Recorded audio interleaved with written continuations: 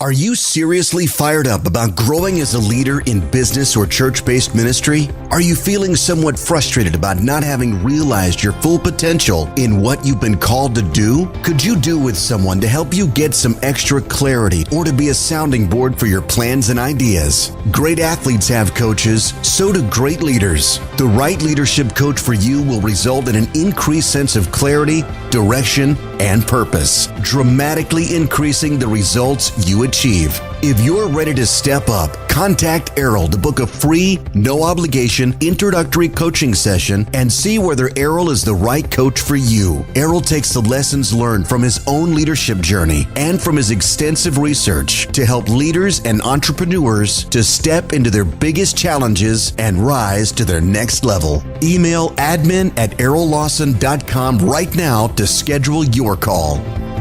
Hello and welcome again to the Rising Generation Leadership Podcast with me, Errol Lawson, and our guest today is Cedric Lafleur.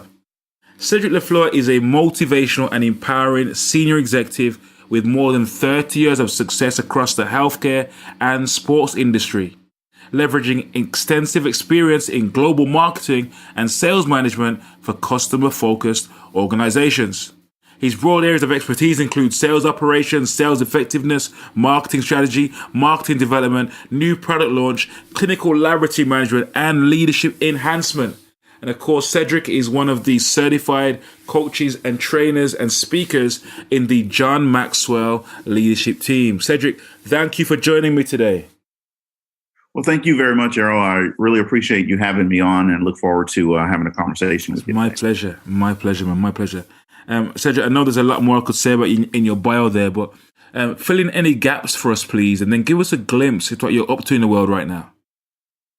So you hit on a lot of things, what I'm doing, in terms of my background, but so I spent the last 30 years in healthcare, the last 22 of those years managing a sales unit for one of the top 10 largest pharmaceutical companies in the world. And throughout that journey, I've dabbled in my entrepreneur side and had, owned different businesses along the way. And I recently retired, February 8th. In fact, I retired. And now I'm full-fledged doing my consulting business with Lafleur Leadership Institute. Awesome. And just give us a glimpse into your origin story, please, because I know we met recently at the John Maxwell certification in Orlando, Florida, and I was really blown away by the impact you're having with your work in your consultancy business. Guys, if you're listening and you're asking yourself today, how can I make a difference in the world? How can I make an impact in the world and in the next generation? Cedric is doing this on a big scale. Cedric, tell us about your consultancy and how you started it and how you've transitioned into it from your kind of your management role into the business. Yeah. So at the age of 35, I was trying to think about where I wanted my family to be years from now. And I prayed about it. I'm a huge believer, and I prayed about it. And God said, you need to set a plan to be able to retire at the age of 50. And when you first get those words from God, a lot of times we go, well, let me think about that, kind of question whether we should be doing this. And he came back to me and said, you need to set a plan by the age of 50 that you can retire. So my wife and I sat down, we developed a strategic plan, say by the age of 50, we need to have, and we set a dollar amount that we need to have so that I could retire. At the age of 48, we hit that number. So then it was like, wow, he's really making this happen. So I knew that in two more years from then, I was going to retire. So I started looking for and thinking about, well, what am I going to do once I retire? And one day I ran across the John Maxwell team, and I'd taken John Maxwell courses before, but hadn't really considered, consulting in that world. And so one day I decided, let me look into this a little bit farther. And I did. I left my office and I told my wife, I said, this is what I'm going to do when I retire. So I called John Maxwell team and we joined the team, and I immediately set out to set up and develop Lafleur Leadership Institute. Wow. Now, I'm a huge reader as well. Mm-hmm. And one of the books that I read is Think and Grow Rich by Napoleon Hill. Okay. And Napoleon Hill says in one of his chapter about desire, says, once you have your plan and you set the amount of money or the product that you want, mm-hmm. he said, go after it immediately, whether you're ready or not. Mm. And that's what I did. I set up the business mm-hmm.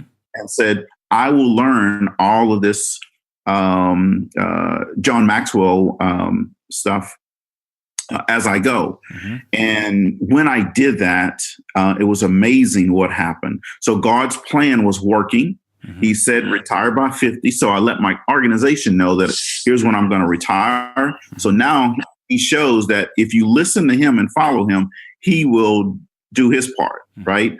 So then we started working with youth as our first major project. Okay, so this is your consultancy, right? Was it just yourself or yourself and your wife? Did you have a team?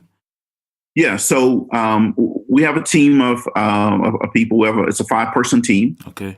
And we started out really just going to schools and say, look, we want to serve youth. We want to add value to students. Mm-hmm. We have a program that we think would work. Right. We didn't know if it was going to work or not. We had a belief that it was going to work. Wow. So we set it up. The principal was nice, and she said, so tell me about your program and what do you want to do? So we told her about the program. She goes, okay, it sounds good to me. Let's get students signed up for it. And the very first program was 40 students signed up for an hour-long session. And we were surprised that 40 students would sign up. So they signed up voluntarily? They signed up voluntarily. Okay, good. The program was a hit in the school with students. So then we set up a third and a fourth and a fifth program. And once we set up the first one and we saw that it was a success, we knew that we were onto something. And what we did is we called them success panels. And what did you do in the program? Was it a leadership program? Was it? So the very first program was about entrepreneurship. And in fact, it was called So You Want to Be an Entrepreneur. Okay.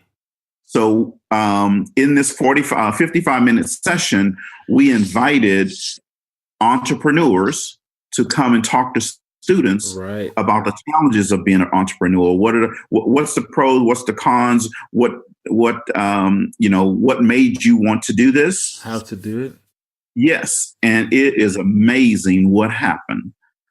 Students absolutely loved it. Mm-hmm. So then our next sessions, what we did is the exact same format. We just had different topics. Another topic was financial literacy. Mm-hmm. So I teach, I don't know if you've heard of Dave Ramsey, but yeah. I'm a Dave Ramsey master financial coach. Okay. Mm-hmm. So I do financial literacy training. So that's what we did for students. And here's what happened. It was amazing. On the back end of the program, I put in a little bit about investing, why you should invest. And the students said, well, this is great, but we want to know how to invest. So what did that do? That set us up for the next program. Now, who paid for these programs? Did the students pay? Did the schools pay? Yeah. So the beautiful thing about our system, students pay nothing to come to the program. Mm-hmm. And for the first 2 years with the school district, we charged nothing for the program. It really wasn't costing us anything beside, some snacks and sure. maybe something for the green room for our panelists. Sure. Other than that, it was time. Mm-hmm. And so, because what we wanted to do is create value for the school district and take price out of the issue. Right. And that was really a part of our plan, because once you create value and you eliminate price, absolutely, then people will come back for it again. Absolutely. Of course, the school is excited to run it and just to add value to their students. Exactly. So we did that for 2 years. And after 2 years, we had created enough value and interest, not only from the students, but from the superintendent of the district, also from school board members. And then we had a conversation around what they do for leadership development, not only for students, but for teachers as well. And a question I literally asked the superintendent was, what do you do for professional development for teachers and administrators?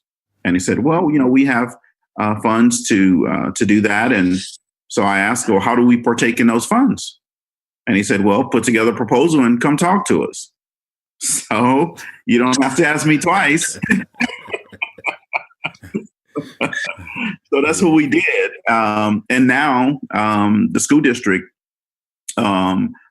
takes care of the financial part of these conferences now. Now, just to clarify, how big is the school district? How many schools in the district?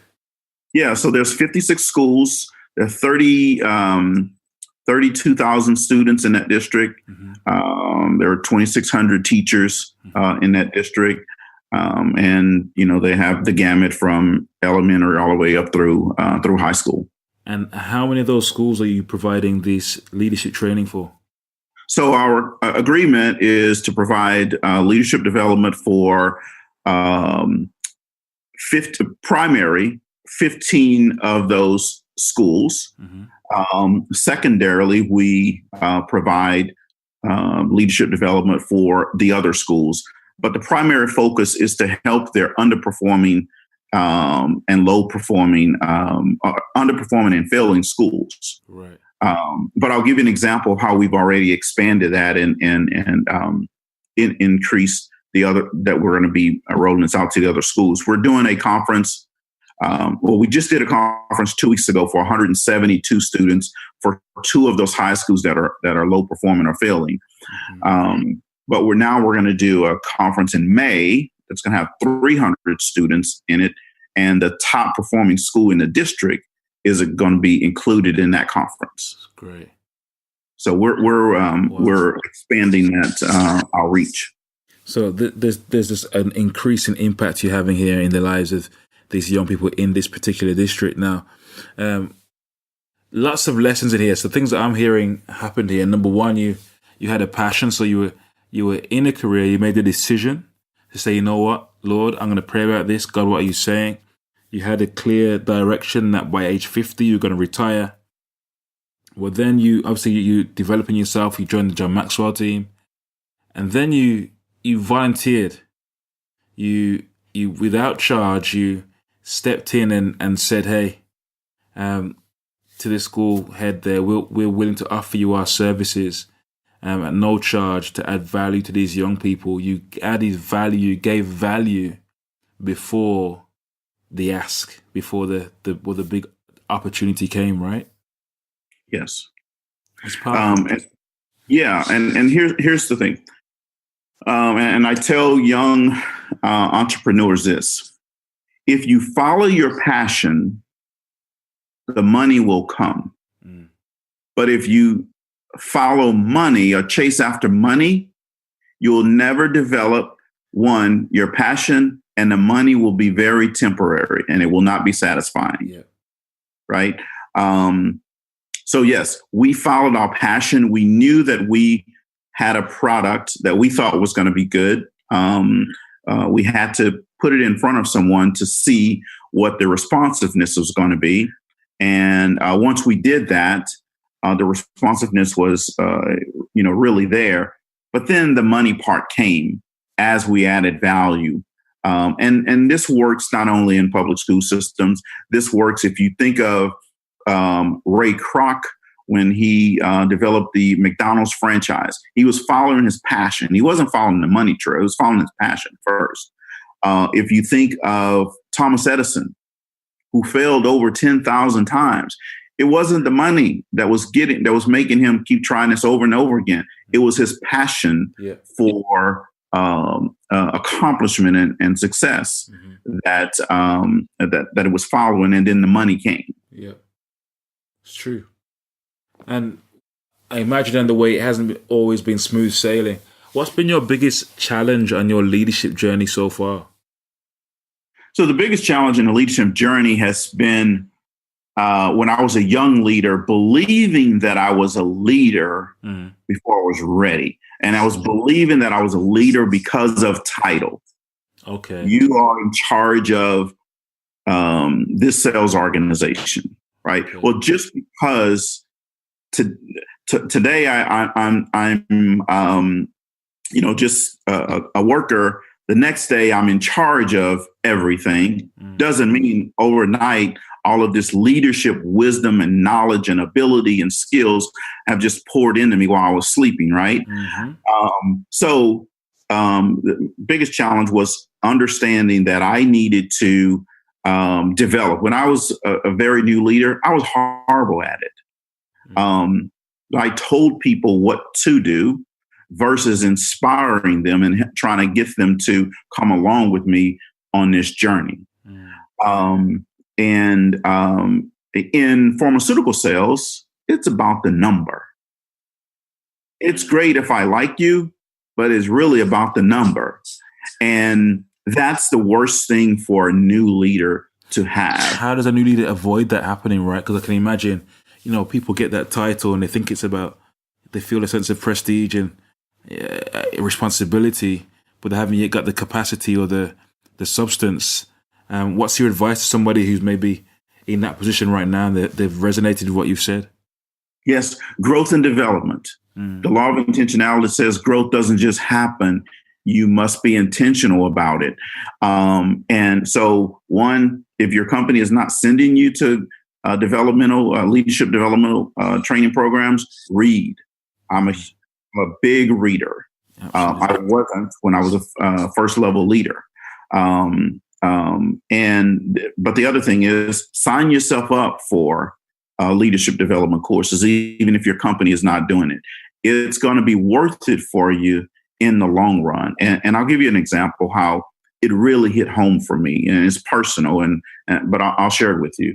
I was about 10 minutes away from having a meeting with my team one Monday morning, and my phone rang.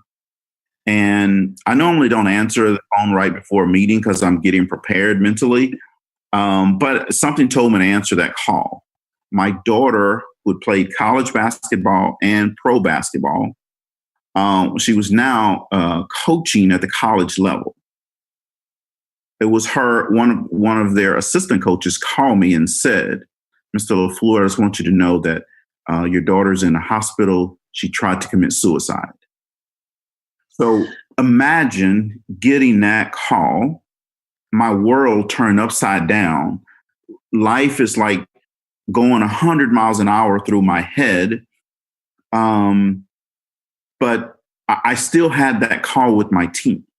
And I got on the call. And here's what happened. And this is the beauty of transformation in your life and God working in you. The first thing I said to them was, "Good morning, team. I want to first apologize to you. I want to apologize to you for treating you the way I have treated you these past couple of years. I want to apologize to you for not caring about you personally. And I will never, ever," and this is what I told them, "I will never, ever treat another human being like that again." And from that day forward, and you could call every one of my team members up now and they can tell you, since that day forward, I have been on a quest and a mission to make sure I never devalue another human being. And every one of my team members, I would tell them, "Look, it's important for you to make sure that everything that happens with your family, you take care of that before work. I would say this: never let me hear you say you missed some event for your child because of work. And I'd say, because work is going to be here, but your child is not always promised to be here. And how's your relationship with your daughter now? Oh, it wasn't an issue with a relationship with my daughter, okay. But she's fine now. And this was like 8 years ago now. But she, this is what happened to her, and I couldn't understand it because I wasn't an athlete. Right. I played athletes, on Monday morning after the game was over, But she said, "Dad." Well, let me say this first. I couldn't understand why, because I knew the life that we had provided for her. Mm-hmm. I said, "Well, what do you have to be upset about?" Mm. She says, "Dad, look, basketball has been my life since I was 7 years old." She goes, "I've gone through middle school, high school, college, and pros playing basketball, and everything revolved around this." She goes, "Right now, my life feels empty because she doesn't walk in a stadium and people are cheering." She was ranked the top 5 player in the country. She was, one of his big time players, and that adulation was gone now. So she said she didn't know what to do. I said, "Well, but you're coaching." She goes, "That doesn't do it. That there's a void in my life." Wow. I couldn't understand it until she broke it down to me that way, because I didn't have that type of background, right? But so we got her all the help she needs. She's great now and living and loving life, but it's something that she went through. Wow, awesome! Thank you for sharing that story and the power and the transformation that took place there. As you're building and you're planning forward for the foundation for your organization, over these 100+ interviews now, we've identified that all the leaders that we've spoken to, there are 5 things they do really well. We call these the 5 core abilities of highly effective leaders. The first thing that they do is they have the ability to create and communicate a compelling vision for their organizations. How have you gone about creating your leadership vision? What's been your process?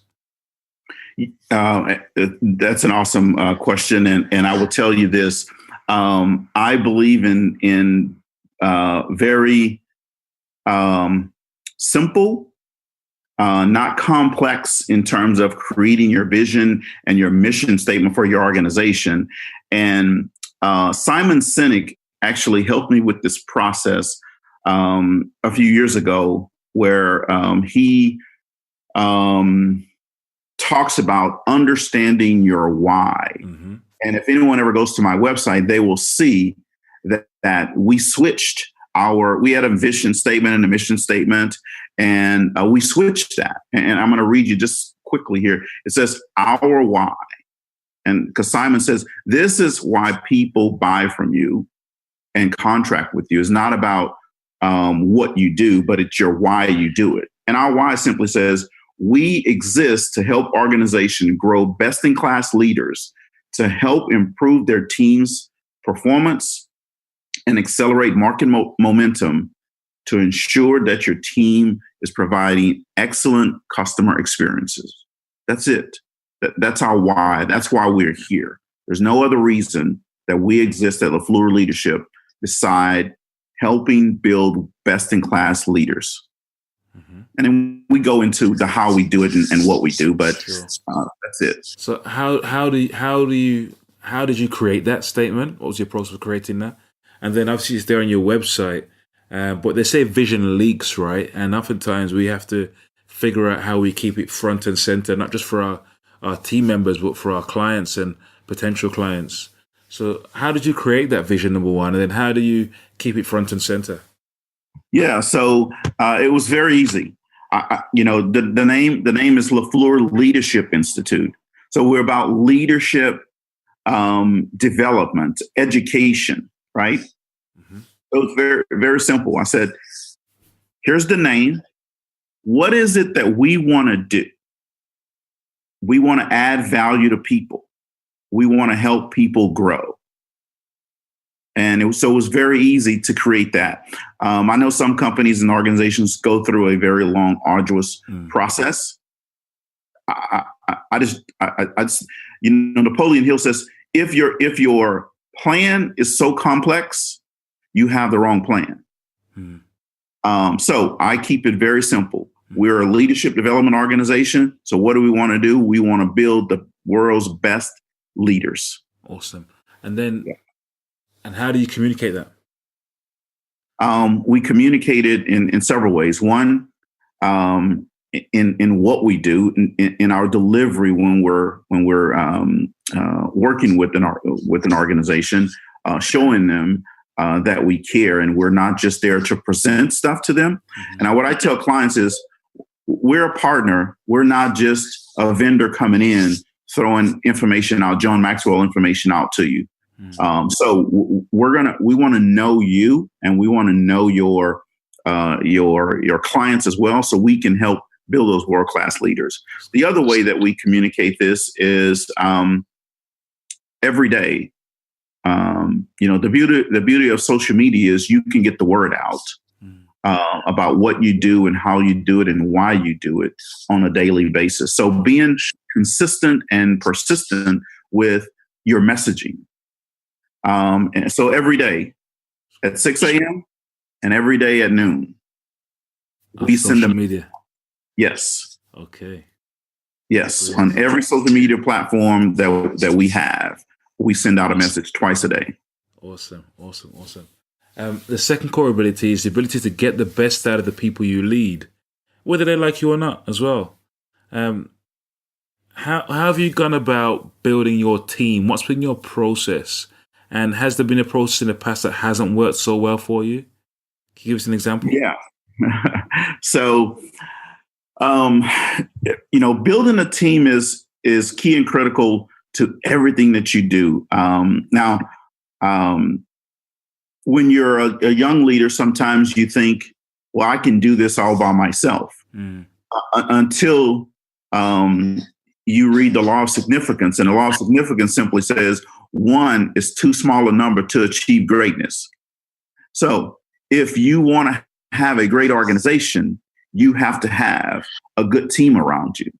If you think of the greatest sports legend around, well, one of the greatest sports legends around, I guess, Michael Jordan, right?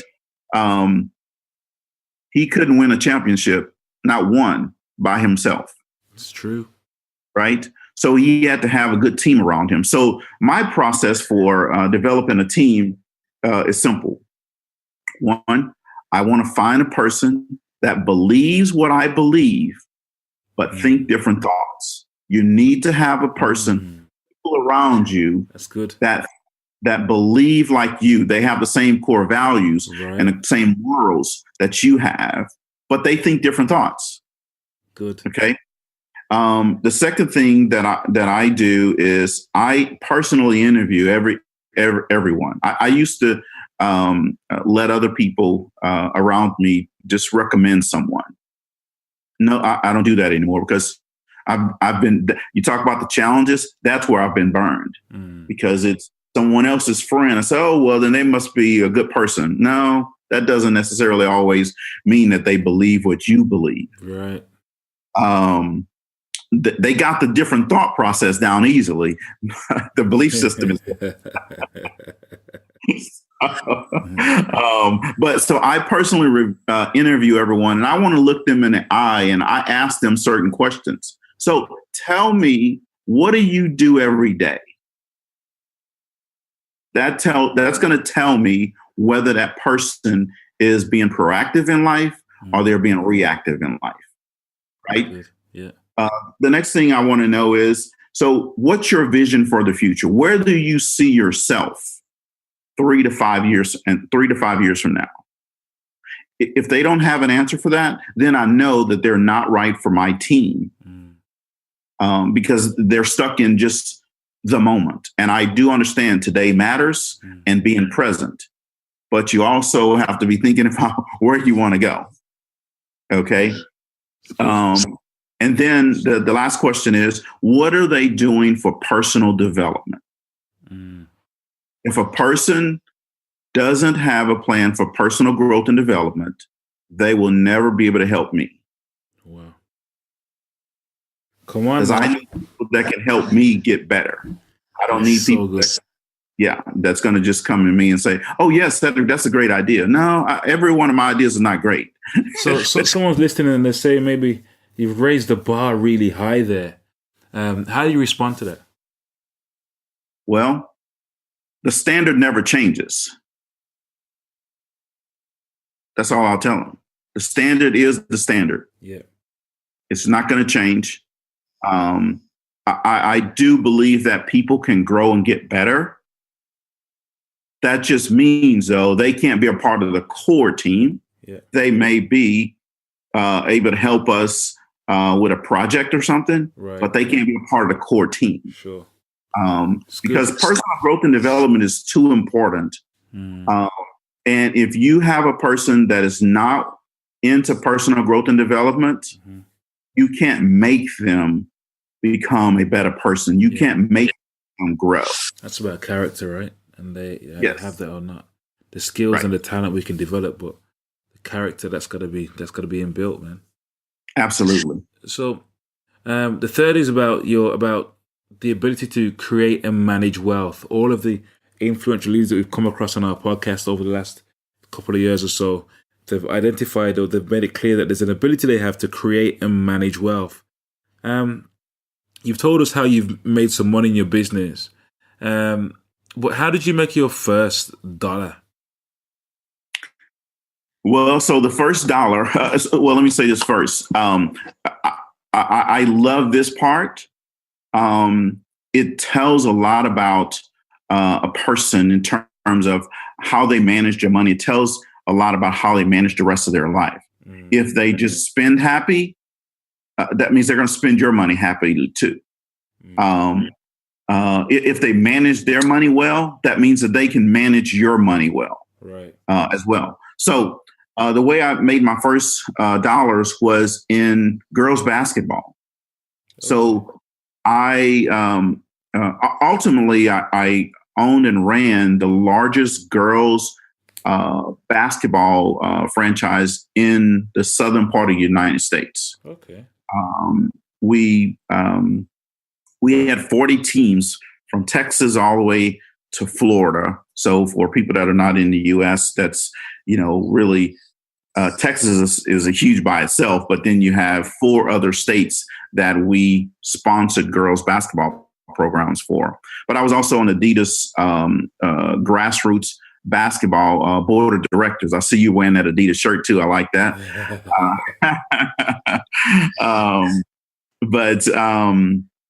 So I made my first dollars in a youth sports business that I owned, actually. Okay. Oh, interesting. All right. And then the fourth is about productivity. And it's essentially about the ability to focus on the key things and then to eliminate or delegate the rest. How have you maintained your productivity? What's been your number one process or activity or app even that's helped you to increase your productivity? Buffer. It's an app called Buffer. Okay. It allows me to, I talked about posting every day, twice a day.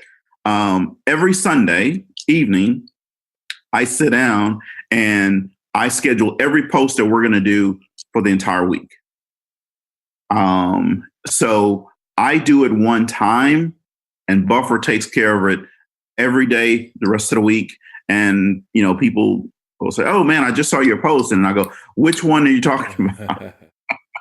But so from a productivity standpoint, that's a great way to do this. There are a couple other apps, but I personally just like Buffer. The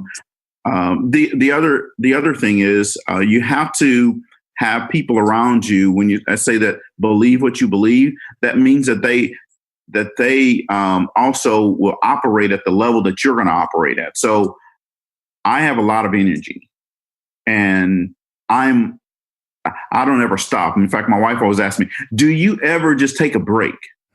Because I'm always reading, either reading a hard book or an audio book, or I'm always writing something, journaling something.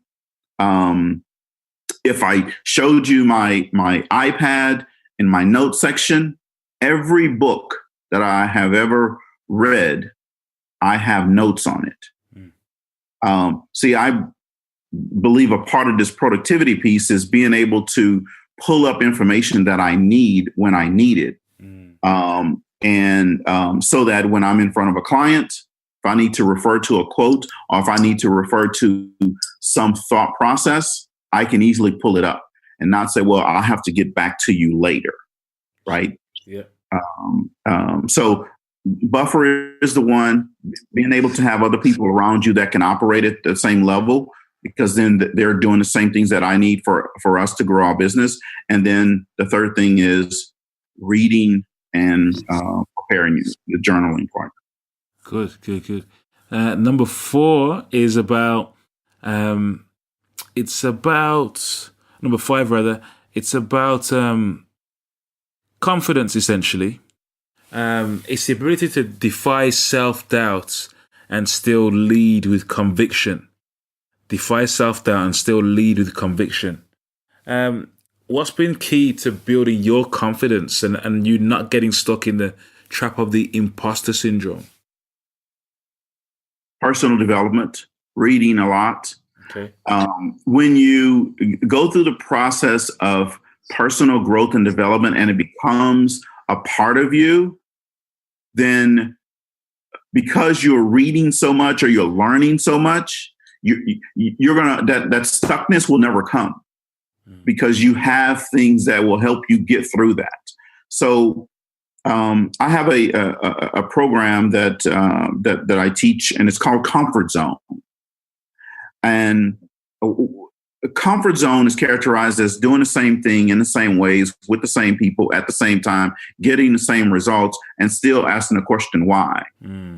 It's because when we get stretched, we jump back to that comfort zone. So, oh, wait a minute, that doesn't feel good. Let me go back to where the safety and security is, right?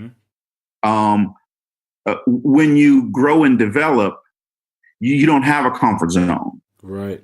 Because you're always living outside of it. So you don't have that point where you get stuck. So personal growth and development and reading a lot. Okay. Brilliant. And then our quick fire round now, Cedric. So tell us, what does the first 90 minutes of your day typically look like? Reading, reviewing yesterday, and emails. And then what are the key habits that have contributed towards your success? 2 words: persistence and drive. Those are in the book Think and Grow Rich. There's a chapter on desire. Not drive, but desire. There's a chapter on desire, and then there's a chapter on persistence.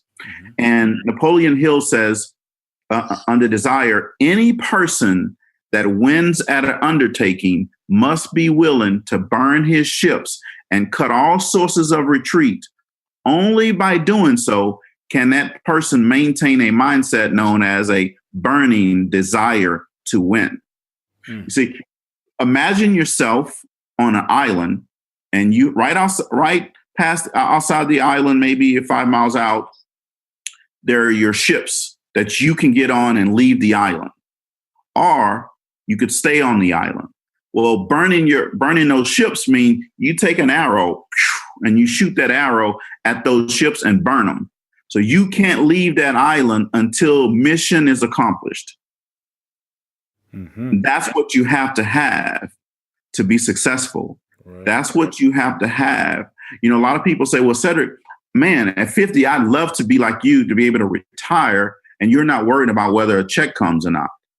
Well, yeah, people want to be in that state, but what they don't want is the drive, the desire, and the persistence to do all the things that it took to get here. I didn't just wake up one day and I was here. It's about all of those other things that's going to make you better. The little things matter. It's great. It's great. And what's your biggest weakness as a leader? Junk food. I hear you. High five.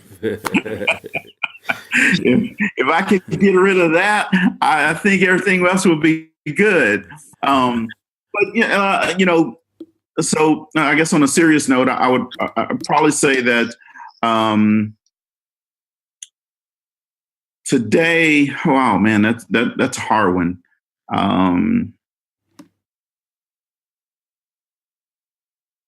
I don't know. I guess I'd have to leave it at junk food because. Okay. What's the biggest strength as a leader?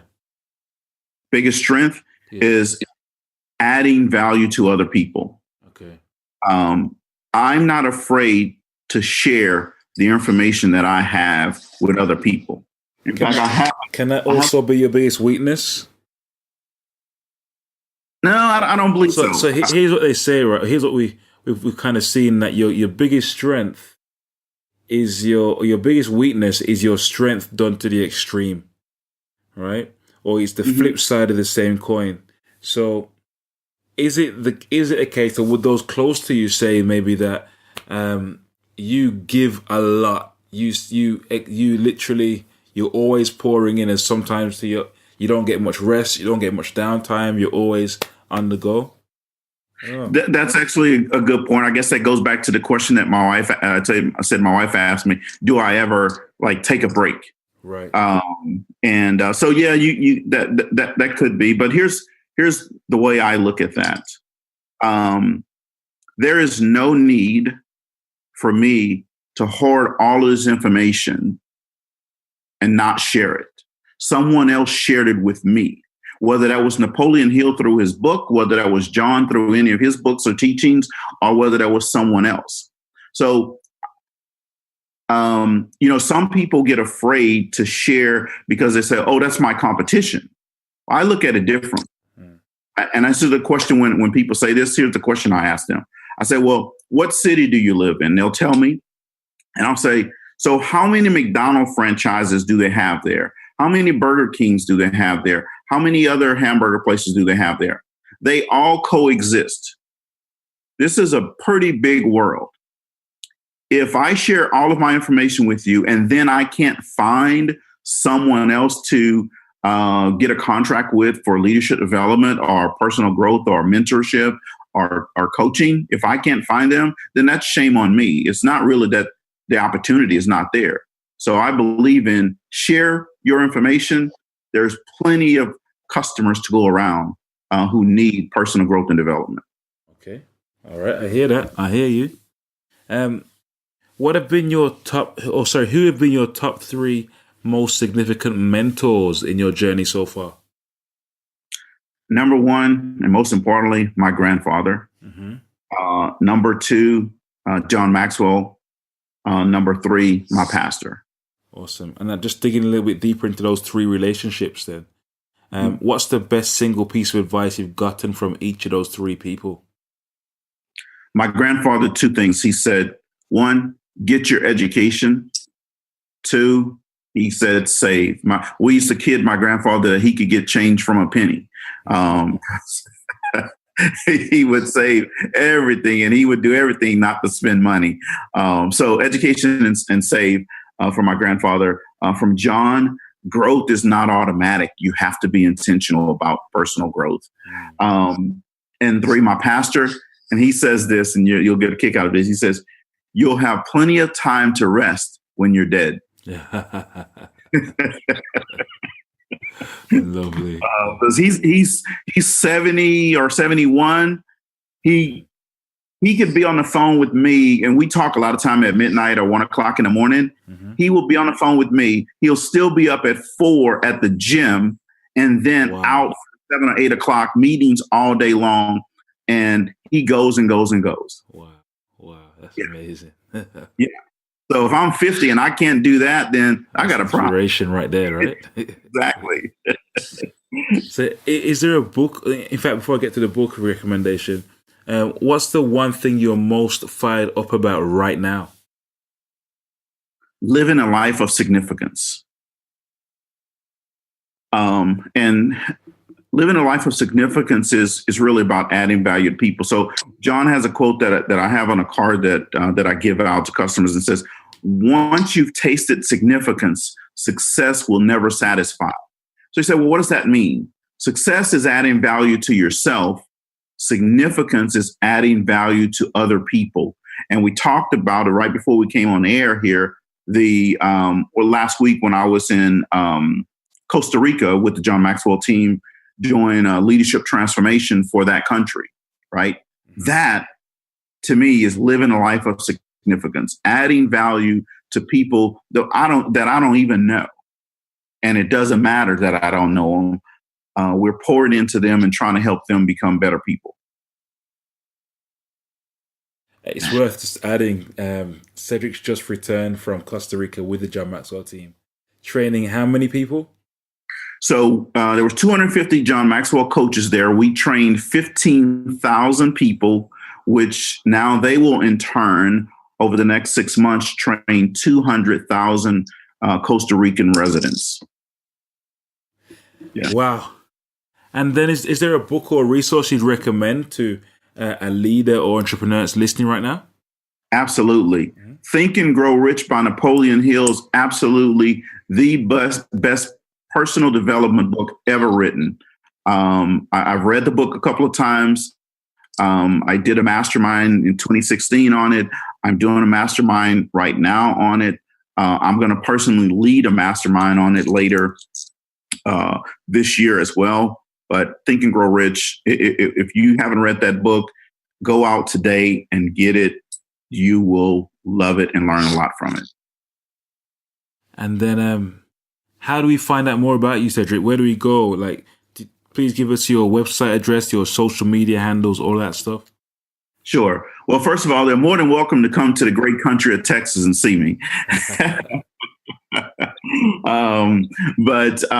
So Lafleur Leadership Institute.com is our website. So they can meet us there. I'm on every social media platform as Cedric Lafleur, also on Lafleur as Lafleur Leadership Institute. You can find me on social media platforms, or you can call me directly. My number is 832-722-0522. Awesome. Cedric, thank you so much, man. Guys, I hope you've been inspired today. I have certainly taken away a few nuggets from that conversation. Be inspired, guys. Be lifted. Go and check out Cedric's website. Go and get in touch with Cedric if you've got any questions about anything he's shared today, anything he's doing right now, whether it's in education or in leadership with organizations. I'm sure he'll be happy to offer you any advice and wisdom around that. Cedric, thank you for your time today, my friend.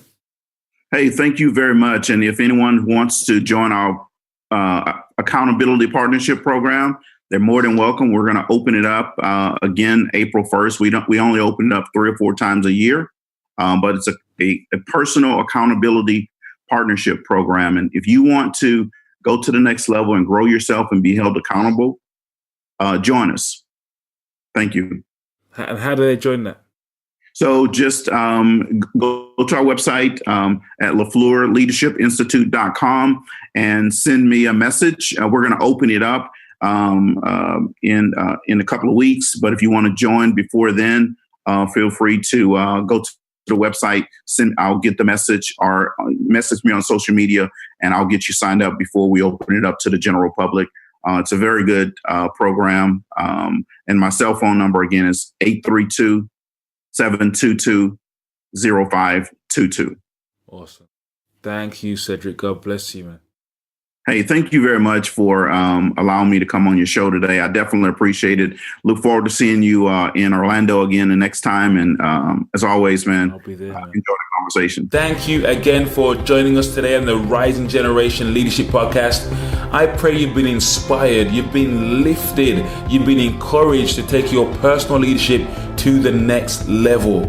We really encourage you guys to just take action, make it happen, do something, start somewhere, go out and change the world in some way, big or small. Guys, if you've enjoyed the podcast today, please share with your friends, share with your loved ones, your colleagues, someone out there you think might benefit from hearing this great content. And if you want some more questions answering, you got a question, email me, Errol@errollawson.com. Or if you want a free 30 to 45 minute coaching session with myself around the leadership challenge or issue you're working on in your business, your church, or in your organization, please feel free to email me right away or get you booked in. It's Errol@errollawson.com. Thank you again for listening. Go to our iTunes page, check it out, check out the previous episodes, give us a nice review, that would be awesome. Really appreciate if you could do that for us. We really appreciate you just for being here and listening. Thank you so much. God bless you, and we'll see you on the next episode of The Rising Generation.